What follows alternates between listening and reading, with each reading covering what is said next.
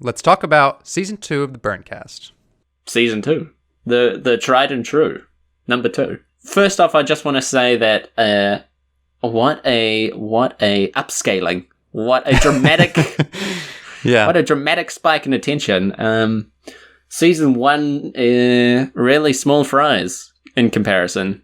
Very much so. The biggest change from Season 1 to Season 2 has just been the amount of people listening. Yeah. And that's been really fun. If you go from 0 to anyone, it's great. Yeah, exactly. So we're going to talk a little bit about Season 2, kind of what it was like to make it, differences between Season 1 and 2, and just kind of an overview of what comes next for our little podcast. I think the fan reaction and the fans. We have fans now. We have fans. No, just the audience reactions and the positivity, and that's really fuel. I mean, it's just so nothing makes you want to do something more than people telling you should do it. And being and really consuming your product. So it's great. And just kind of understanding what we're trying to do, I guess. We were never really sure, even while we were making Season 1 and even parts of Season 2, like, does anyone find this shit funny? Like we do. And we don't have anything else to go off, really. Like, it's not like we're like a video game channel or something like that where we can we've got lots of examples of wow, people do watch this and people do find it entertaining. And we have nothing like that, really. We have to turn this into something ourselves. I mean, reading books and condensing them into podcast format and then doing it with books that are so bad is also like... Yeah. Well, I think the main thing here is, one of the biggest hurdles of people listening to the show is they see it and they're like, oh, but I don't know any of these books. And so... They think it's a review show, primarily. So, but you have to tell them, like, you're not supposed to read these books. You don't want to read these books. We don't want to read them. No one should read them, and yet, except for the select few that turn out to be pretty decent. So the fact that people have kind of gotten that like, it's an entertainment thing more than anything else. Has been nice to see. And I think we have also sort of learned that ourselves as we've made the show, that like we have to explain not just what the story is, but our story of reading it, kind of, exactly. And I think in comparison to Season 1, we were focusing on not having a lot of structure. We wanted to just bring the discussions you and I often have about shitty books from before to the podcast, without really thinking too much about, is the person able to follow along with this? I mean, we did think about it, but with Season 2, we really tried to bring more structure to the episodes, which saved a lot of time for editing, that we had to, move things around a lot less. But I think it also makes for more entertaining listening because we're getting better at easing you into the story and what parts of it are the most interesting to hear about. Usually the worst parts. It's a very sexual experience, You have to be soft and kind with the audience, and no, it's very funny, and I think that we are also sort of learning how to find books that are good for the podcast. Yeah, we recognize that there are bad books and there are funny books. And there are some things you can only really make a joke at once. Like, how many times can you pick up a book that's like a translation or something like that? Just an awful scam, for example. And how many times can you read that and it's still be funny? I don't know. Sometimes we haven't reached that limit yet, but I think in our heads we know that it's more about finding funny stories, peculiar authors, and delusional pieces of art than really anything else. Our process of finding entertaining books has also gotten better and will surely get better as well with Season 3. Yeah. Well, I think part of the interest in us reading those terrible translations and things is not so much what we originally had the idea of, like with Sword Immortal, which is like, look how bad this thing is we found, but the rabbit hole of what is going on behind it, yes, that too, but also how enjoyable it is to hear us suffer through it. There are books that I've picked specifically because I knew you would hate them, and that makes Please for don't do entertaining that listening. in the future. Please, let's cancel that aspect of the show. No more torture books. Like, please. Oh boy, Kim's really gonna hate this one. I mean, that's the whole point of the show for a lot of people, and I think that's one of the funnest parts about having an audience is people actually listening for certain things. Some people listen for the writing advice. Some people listen for the writing advice as if we're experts on anything. Yeah. But some people listen for the humor. Some people just want to hear a crazy story, and there's a niche of that just likes to hear us torture each other, basically. Yeah. One of the things that I've loved to see is people commenting and not believing that that the story is like it is, or that it's as bad as we say it is. And then we've even have had a couple times when someone has not believed us and gone and had to purchase the book themselves. And shout out to the BurnCast for getting more purchases for these books. Come on, like but we're stimulating the Amazon self-publishing economy. And that person got back to us and said, I didn't believe that this was as bad as you guys were saying. And they read it and they thought we were a bit too lenient. Yeah. They said this is fucking worse than you guys said it was. I think that we are lenient in some cases because... Oh, sure, yeah. When you read so many bad books, then you get another book and you're like, wow, this one actually has a progressing story or chapters that mean something. Yeah.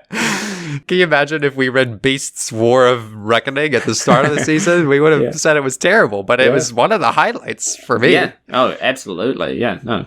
And obviously, we cannot skip past the elephant in the room. Of course, the virus has impacted the BurnCast in a minor way. I think one of the challenges that we've always had with the podcast is getting into studios and being able to record at a quality that we appreciate, not just the audience, but obviously everything has been shut down and made exponentially more difficult. So we're recording from home now as things go.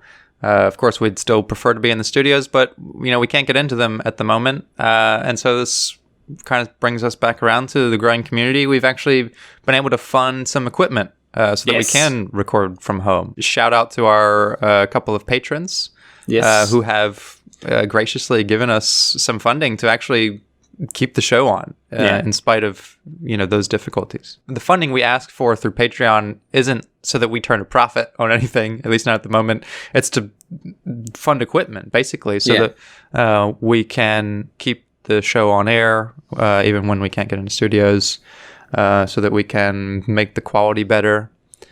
And we're going to keep doing that. The next thing we would probably invest in is some form of video equipment so that we can bring the show to other formats, sort of expand what we can do with it. Add another element to the show as well. So thank you very much to the people who keep donating, and even as the show hasn't been on in a little while. We really appreciate that. And your contribution is going directly to keeping the show alive. So our audience appreciates as well.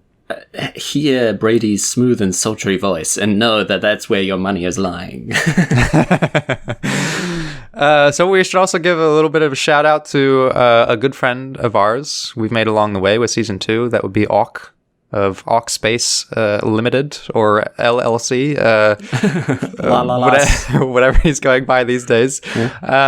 He also runs a writing podcast, so it's been nice to see that there are other people making content that is related to ours. So not just a writing podcast, but one that is very critical of writing and is concerned with the declining general quality of writing discussion. So if you want more of that theme, check out Crit Chat. That's crit.chat. It's a great show. It's based on sending in prompts.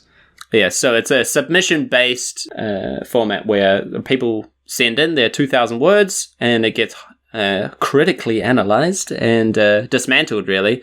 Torn to shreds. Torn to bits. And that, I think one of the best things is like where it's like doing what we can't, because obviously we can't go through and analyze a entire book line by line, as much as I would sometimes like to, or not like to. And so it's great to get that side of it as well, and I think actually the two podcasts go very well together. They're hand-holding at this point. I think it's great. He kind of goes line by line and can really dig into what prose means. How does the mechanics of actually writing something deliver a narrative or an idea?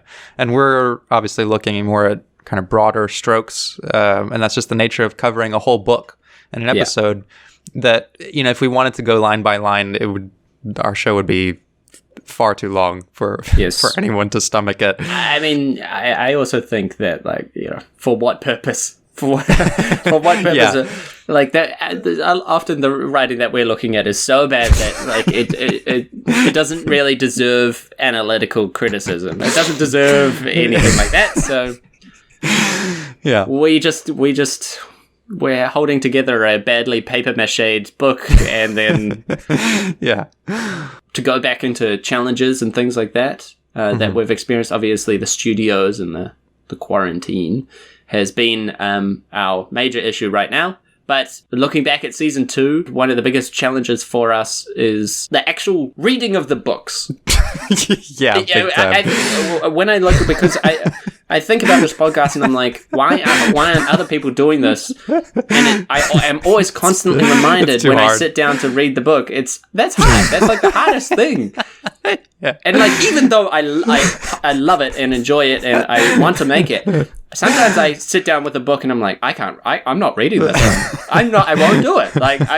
I don't deserve the physical pain, We definitely gave up more on books in season 2 than we did on season 1. Yes, we passed we passed many to the reliquary. They just straight in and straight out. Yeah, and it's so hard to tell when you buy a book. Like you're like, oh, this could be funny, and then you open it up and you get a few pages in and you're like, these are words, but there's nothing happening. It's an amazing talent to be able to write so much without saying anything. It's really, it's an incredible thing to witness, And we've kind of come across a new style of that with Born of the Shade, which was not terribly written. If we're talking about prose and the mechanics of writing, it was not terribly written, but it was insufferable to read, to actually read the words and try to get a story out of it. It was worse than anything else that it just is written so bad you can't comprehend it. I think we put it, we said it in the podcast that the individual sentences were fine. You couldn't say anything was wrong with them.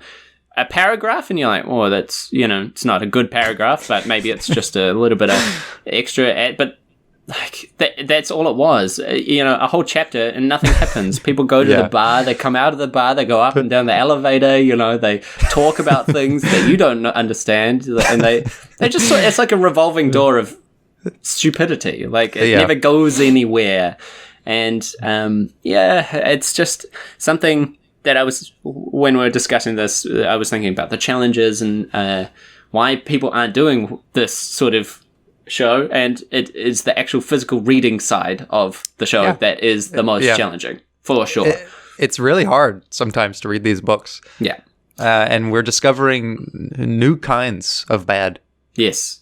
And that's an original issue that we thought we might face is,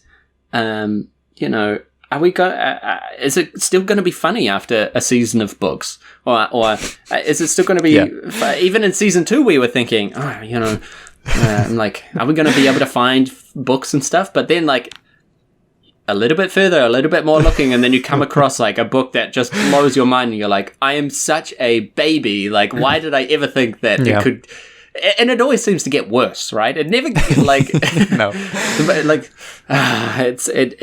it gives me a heartbeat that I struggle to deal with. Well, we get some of these spikes that we're like, maybe we're actually discovering some good content. We had a triple. We had like a 3-book streak of like pretty decent stuff. We had like Bacterium, Beasts, Vigilante Reloaded. But that to me does not say like, we've gotten through the slush pile and now it's only good books ahead. Yeah, no. This means that like after we've reached a peak, it's going to be always falls lower than it's ever been before. But I mean, we've really reached the lowest lows this season. I mean, for sure. Born of the Shade like was so insultingly bad for a story, but and so pretentious as well. That's the other thing. Like, they sometimes feel like that the author, just rubs you the wrong way. It really, like, it's like someone like walking with their shoulders back and strutting around and telling you how handsome they are, and it just makes you sick to your stomach. Like, awful. Yeah. But, again, to that point, we do often wonder, is this going to be funny for another 10 episodes? Is it going to be entertaining? And then we just come across another one of these rabbit holes where we are surprised not by the lengths to which something is bad, but how something even comes to exist in the first place. Stuff like powerful fruit. Yeah. Or the rent What world. Is that? What is it? You just those rabbit holes that you can never predict them. Yeah, scrolling through, we're doing our search, we stumble across something, a badly edited image of something. And you click on it. The author's name is Rent. That doesn't make any sense. The synopsis doesn't make any sense. You open the book. That doesn't make any sense. Like, why is this here? Why am I reading this right now? Yeah, and I think that was the biggest rabbit hole in season 2, is how the discovery of that kind of led to looking back a little bit towards Depth of Reality and the whole weird cycle of that we discovered. Yeah. We have sort of... Exactly. We have done a little bit more digging recently. We've done a little bit more digging after the fact, and Auk has also suggested some things to us about the ways in which machine learning can just take like data dumps from like fanfiction.net. There was like a post on Reddit where someone had compiled the entirety of fanfiction.net into like a 90 terabyte saga. Yeah, I don't know, whatever it was, just like a huge file of everything on there, and then they have algorithms reading that shit, chopping it up, sending it to online, and collecting their checks from us because we're the only people who buy it. I have always wanted from the very beginning of the podcast, and even before that, to see some sort of data on sales that Amazon has in terms of ebooks and things of that nature, because I want to know, are these people making money? Like, is it actually worth someone's time to do this? Like, because I get the delusional people that think they're really good at what they're doing, or that they really think that their book is good and stuff like that. I understand that, Yeah.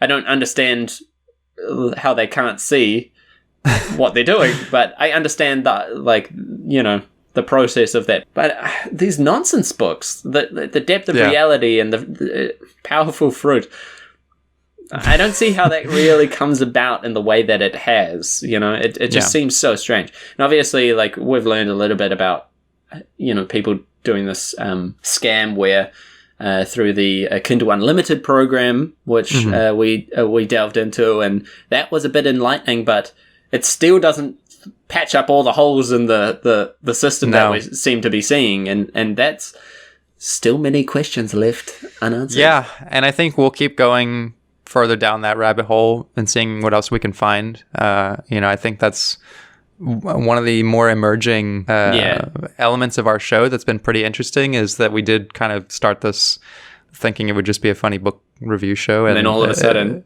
there are more things to talk about than just the books often. And we're going to keep looking into that. We want to shine a light on the shady practices and the scammery, because it is interesting, and we want that shit cleaned up. Jeff Bezos, you got to get your shit together. and what a wonderful delight. Even the smaller rabbit holes, like Hard Boiled, where you have this made up author and this and all of a sudden you're researching people that don't exist and trying to find out what's going on here. Like. And I kind of like that. That's an innocent form of trickery in my mind, because it's If anything, you're trying to add more flavor to a story, and it's done with intent to make a story better and not to try steal money from people or, other bullshit. Okay. Yeah. So speaking of shining a light, we do also want to elevate things that we find are doing good.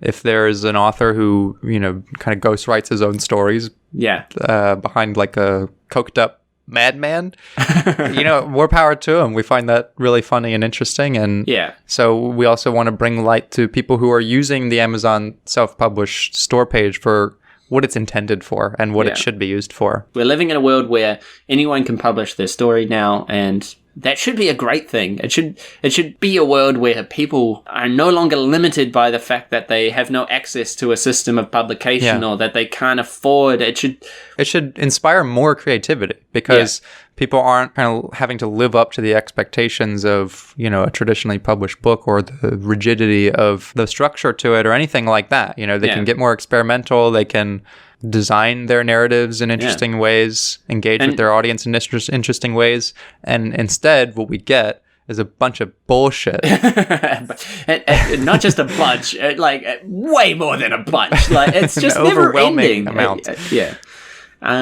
is extreme, the amount of content. And I'm going to be very interested because we're living in a post-COVID world now, and I feel like there are more people sitting inside, perhaps more people writing. Who knows? More people publishing, even more than there were before. Actively creating future BurnCast. Actively creating future BurnCast features. Yes, without even knowing that they're creating our content for us. And but I also think that that's more people that are writing more stories with less access to feedback from real people. So is it going to create a universe of better books? I think worse books. I really, my hopes are not high. I have not been inspired by what I have already seen. So, the BurnCast is going to create a power vacuum in the Amazon world. We're gonna strip down the power from big Amazon, and it's gonna from Bezos, and it's gonna create civil unrest. Civil unrest.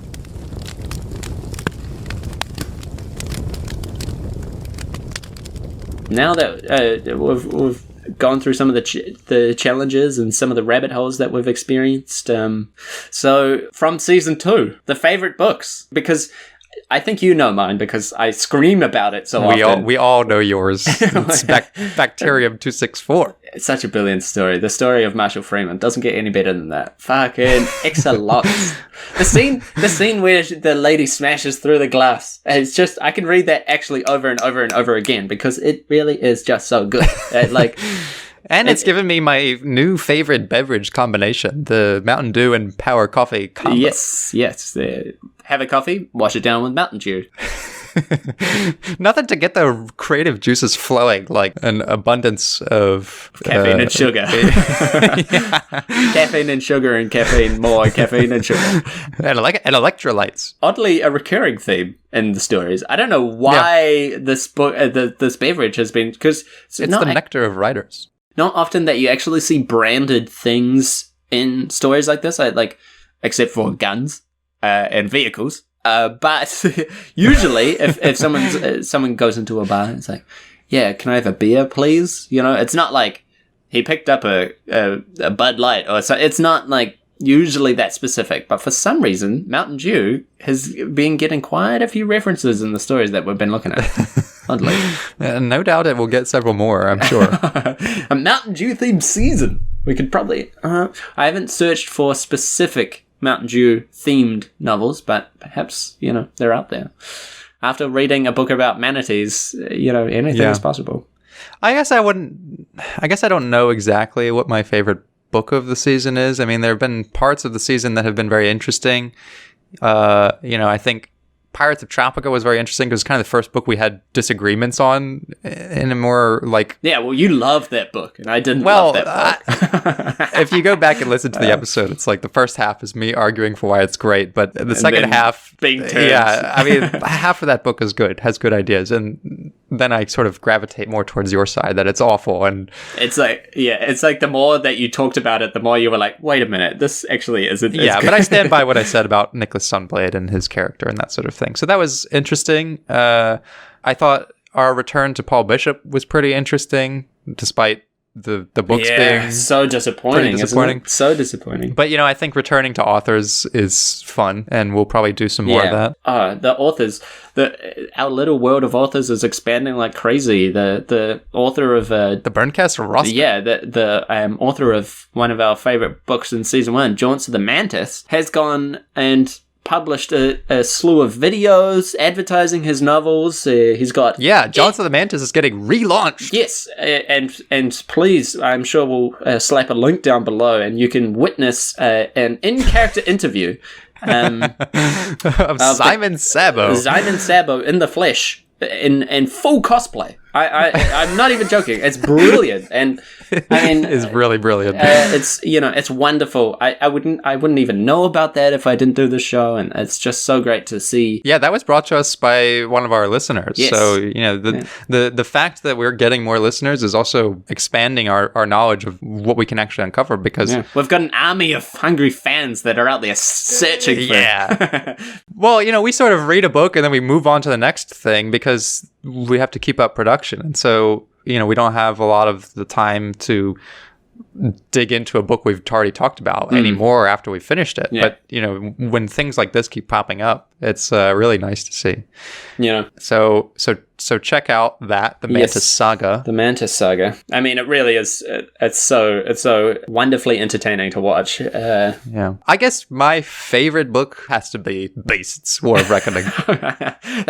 That one had a really interesting. I can see why it's your favorite as well, because it just has some very flavorful moments in it. It really is. It's downright hilarious. It's like you have actors saying things and then trying not to laugh and trying to take it seriously, but how can you not laugh when you're talking about snakes and Sasquatches teaming up? Yeah, like I don't know if I've ever read something that has made me laugh out loud. When you read a book and it's funny, you kind of internally smirk at it or whatever, but do a little nose huff. Yeah, like I was laughing out loud alone, like with no one around. No social influence to increase my laughter or anything. Like sitting alone in my house reading that book was a crack up. Yeah. And I think because it was one of the better written books. It was really like, it had a story. It wasn't extremely sexist or stupid in any other way like that. It was genuine. It was very genuine. Yeah. It had this disassociation. It couldn't realize that what it was talking about was like unreasonably unrealistic, like or silly. And exactly. It was very genuine. It wasn't cynical like Born of the Shade, where it's taking itself so seriously that it's painful. It wasn't cynical like Rogue Republic of Oz. It's trying to be cool, it's trying where it's trying to be too cool. It just took itself the right amount of serious, but with so much schlock. Yeah, it just had such a great... Every once in a while, the characters would all gather in some sort of communal circle, and there would be this, like, holy shit moment where someone's like, okay, I have to tell you this. They have allies. And it was like a bombshell every time. It's not just the Sasquatch, but it's the snakes, and the cougars, and the wolves, and the eagles. Unfortunately, that book has a shitty ending. And, in season 1, we were, always shocked by how frequently books just don't end. Or you just don't even try. Don't even make an attempt to end their stories. They literally just and then he died. The end. They'll just do anything to get out of that. Well, sometimes we don't even know if they die. They're just shot, and that's the end. Well, in the end of Pirates of Tropica, from recollection, doesn't he fall off a boat, get bitten by a shark, wake up on a beach, and then go, "Oh, how did I get here?" What a disappointing. What a shit show. Yeah, and I think by season 2. It's sad to say, but I'm not even fazed by it anymore. It's just I expect these books to not end. Yeah. But that also means that when we do get one, when we get a hard-boiled, then it's going to be a 10 out of 10. Yeah. And it's funny. I think one of the things that, you realize what seems to be the most difficult thing to do in writing. And, ending your book seems to be extremely difficult. So do not underestimate that. If you're out there writing your book right now, the ending, end your fucking book, end it. Fucking try your hardest. Yeah, don't even focus on making a good ending. Just make an ending. But I also think it comes down to an issue that I see with amateur writing, which is that people want to write like a huge saga. That they're like, this is only going to be the first book of 20, and you know, this is really just the introduction. You know, and it's like, no, please. But speaking of endings, the endings of our episodes are often my favorite part. Of course, yes. And perhaps the least listened to. Yeah. But, you know, I do like when we're sort of wrapping up from a book and just kind of going more off the cuff with things, talking about the next book. It's often, you know, we make some predictions. Yeah, it's often the most funny, or it often leads to more funny organic moments. You've made some bad predictions as well. Oh yeah, well, I think you more than me. No. My predictions are accurate almost always. Yeah, there was at least one prediction that I made that was not very good. It's one of our errors. Yes, of course. You know, we do make mistakes in our recording and production process. Plenty of those. The one that stuck out to me the most was at the end of Republic of Oz, when we're introducing Born of the Shade. I had talked about the book as if it was about like a supernatural dog. Yes. Like that Silence was a dog that Noor finds. Yeah, which is funny because there's absolutely nothing to do with dogs. It doesn't even mention like anything remotely canine. It's not like it's like a, you know, half wolf man or something. You could expect maybe there was a little bit of confusion.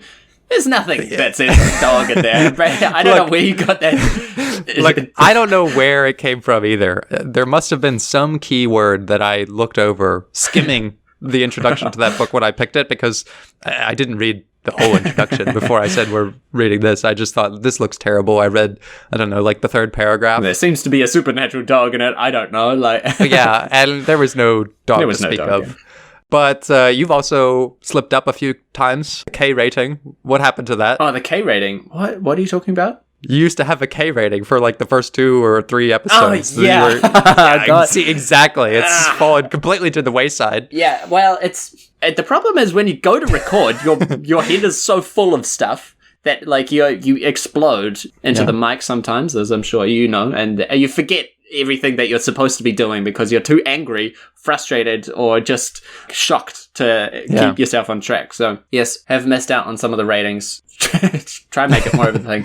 People need ratings. A good number rating really solidifies the quality of an item, you know? Mm-hmm. Mm-hmm. Amazon's not doing a very good job of rating these books, so I feel like we need to step up to the plate in some form. What would you give season 2, the BurnCast? It's clearly 5 stars. Anything less than that would be a travesty.